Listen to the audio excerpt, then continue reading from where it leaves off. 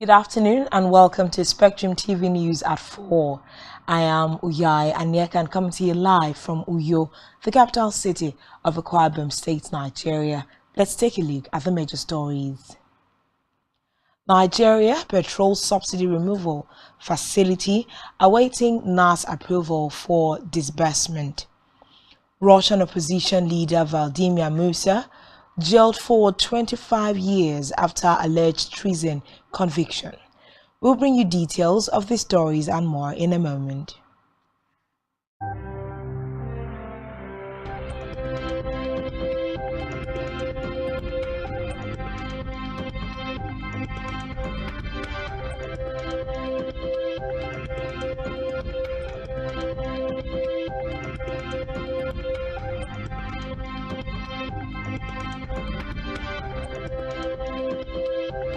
The latest report this afternoon is from the National Agency for Food and Drug Administration and Control, which has approved the R21 malaria vaccine manufactured by the Serum Institute of India. The Director General of NAFDAC, Professor Mojisola Adeyeye, disclosed this today at a press briefing in Abuja. This makes Nigeria the second country to approve the new malaria vaccine, dental malaria, in children from 5 months to 36 months of age.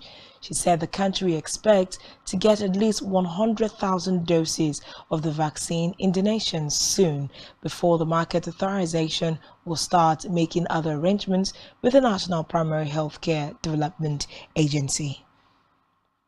$1 facility the country recently got from the World Bank for post-petrol subsidy removal palliative was awaiting parliamentary approval for the federal government to commence disbursement.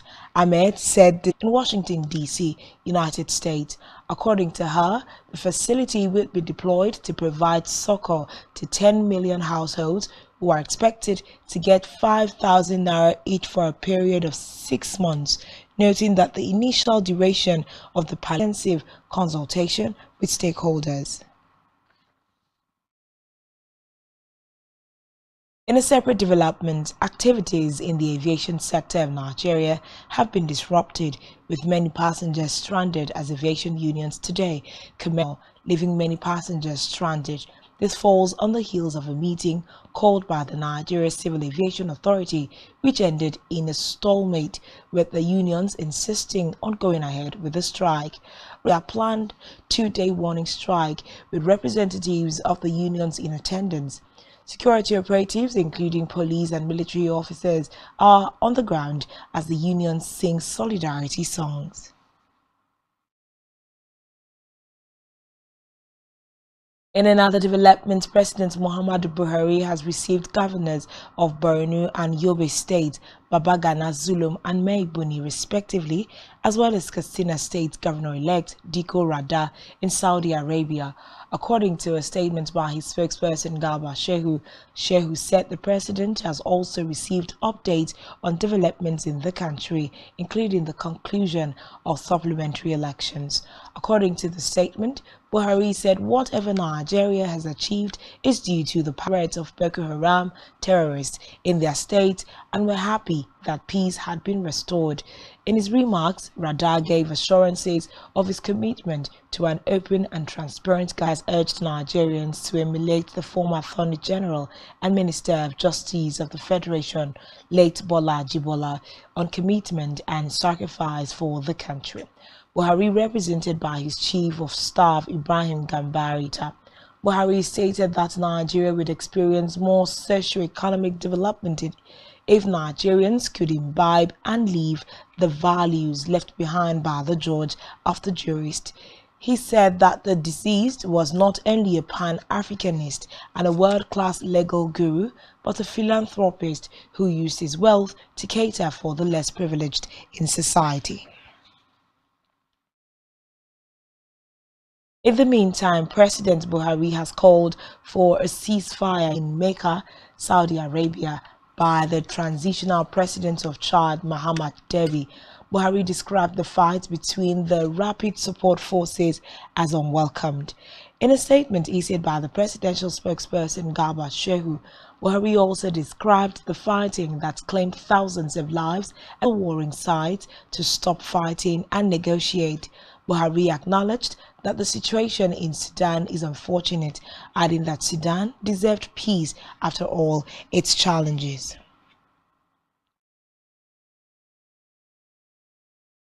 On electoral matters, the Lagos State Governorship Election Petition Tribute Service on the state Governor Babajide Sanwo-Olu recalled that Rhodes, Vivo and Labour Party through their council Olagbade Benson had informed the tribunal that Sanwo-Olu evaded service of the petition on him by the court's plaintiff.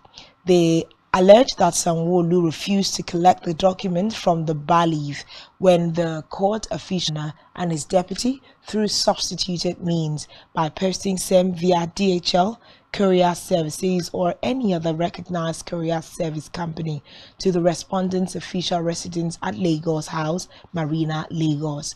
Meanwhile, the People's Democratic Party lose re-election and declared them the winners.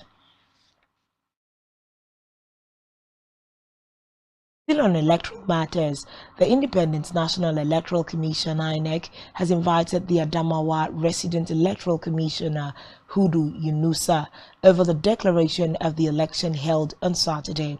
The commission disclosed this via its Twitter handle.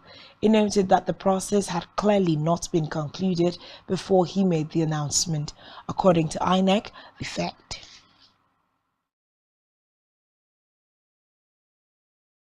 Meanwhile, the Center for Democracy and Development (CDD) has described the declaration of the Adamawa supplementary elections by the resident electoral commissioner as an affront to the Electoral Act of the Independent National Electoral Commission (INEC).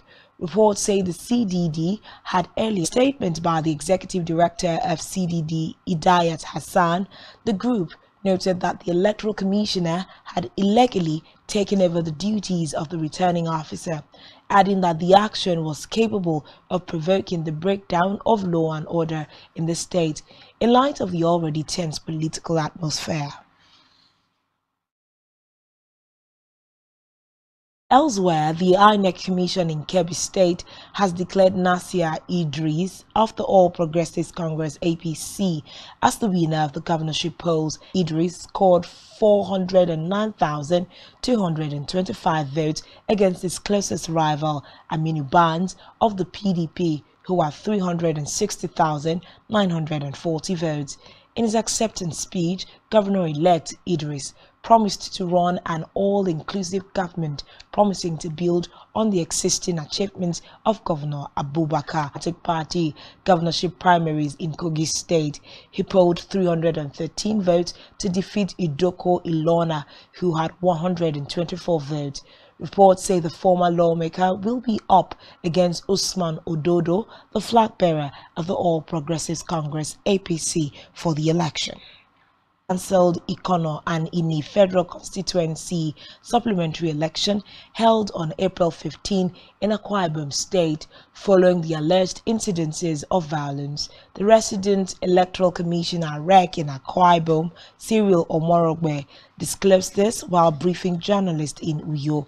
Omorogbe said that the election was cancelled in all machine system Beavers devices. We move now into Africa, where 10 soldiers and 32 civilian auxiliaries of Burkina Faso's military detachment and volunteers for the defense of the fatherland (VDP) civilian auxiliaries to the army was the target of an attack by unidentified armed men at around 4 p.m. near Oroma, some 15 kilometers from Ogoya. Meanwhile, the army said that the death toll is 40. Still in Africa, fierce fighting has allegedly continued in Sudan's capital despite a temporary ceasefire to address humanitarian needs, including the evacuation of wounded on the second day of battles that reported a 2-day toll to 61 dead and more than 1,000 injured.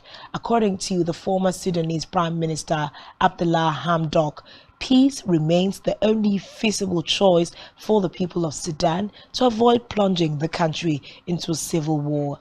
He called for an immediate ceasefire, urging the two parties to reach an agreement which will lead to a permanent cessation.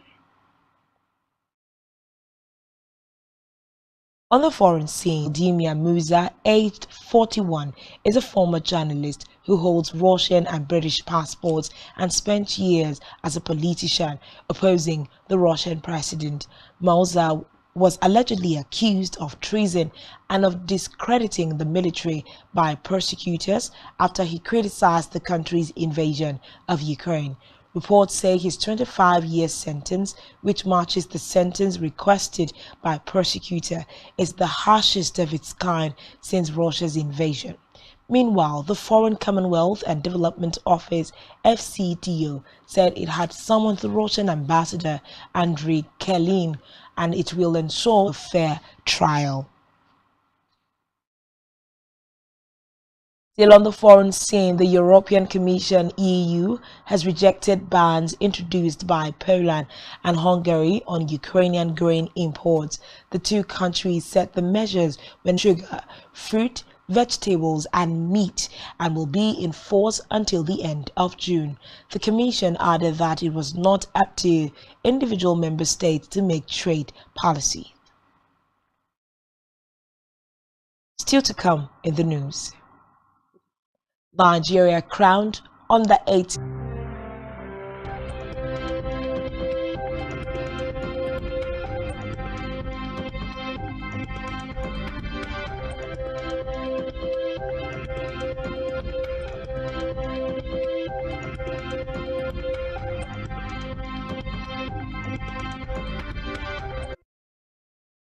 Thanks for staying tuned, and now to the rest of the news. In business, World Bank says Nigeria's constant fiscal deficit has worsened the nation's public debt stock, with 96.3% of government revenues spent on servicing debt in 2020. It stated that the cost of petrol subsidy increased from 0.7% to 2.3% in gross domestic product (GDP) as low non-oil revenues and high interest payments compounded fiscal pressures. The bank also said that the cash scarcity created by the Central Bank of Nigeria's CBN Naira redesign policy hampered the country's economic growth and poverty reduction efforts, noting that Nigeria is in a more fragile position of 18.8% in 2022, a 21-year high, with food inflation in 2022 estimated to have pushed 5 million Nigerians into poverty. 200 naira, 500 naira, and 1,000 naira notes. Some residents of Anambra have decried the unavailability of the new notes in many banks in the state. Some residents in Oka told newsmen that they hardly complete transactions with new naira notes because they were not available.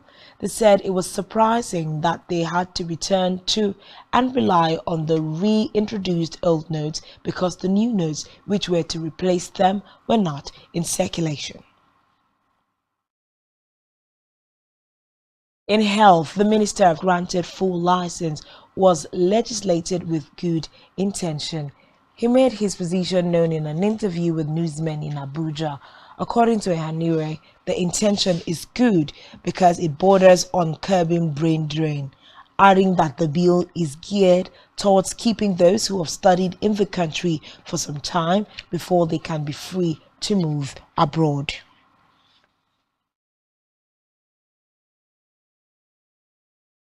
Still in health, a medical practitioner, Femi Ogunremi Limited, raised the concern via a Zoom meeting in Lagos, stressing that healthcare workers should embody empathy in the discharge of their duties. The medical practitioner noted that one of the ways to deal with the lack of empathy among health workers was to make conscious efforts to be aware that empathy has a significant role to play in service outcomes, adding that in sports, the 2023 Federation Cup national draw has been scheduled to hold on Wednesday, April 19, 2023. However, ahead of the draw, 8 playoff matches will be played on Tuesday. The draw ceremony will hold at the conference room of the Nigeria Football Federation (NFF) and Federation International Football Association (FIFA) goal project inside the Moshood at 23, while round 32 will hold on May 3rd, 2023. 16 matches will take place May 10, 2020. Matches will hold on Wednesday, May 24 and Saturday, May 27, respectively. Trophy Africa Zone 3 phase after defeating Benin Republic in Accra, Ghana. According to reports, the fans at the tennis arena of the Accra Sports Stadium were in awe of the coach Shitu Adeomi's girls as they convened for a wonderful performance.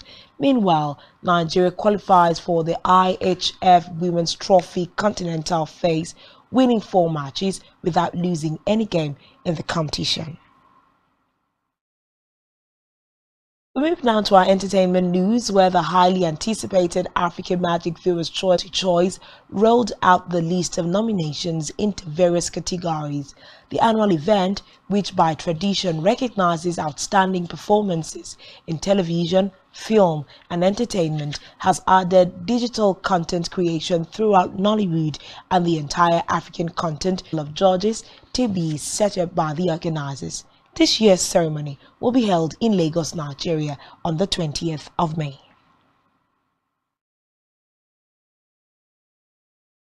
Still on entertainment, Britain's Got Talent returned for its second episode of the 2023 series, and viewers were treated to an abundance of entertaining acts as judges. According to reports, show fans were left shocked when one of the hopefuls set himself on fire as he attempted to complete a Rubik's Cube. Meanwhile, the judges were left stunned by the almost horrendous act.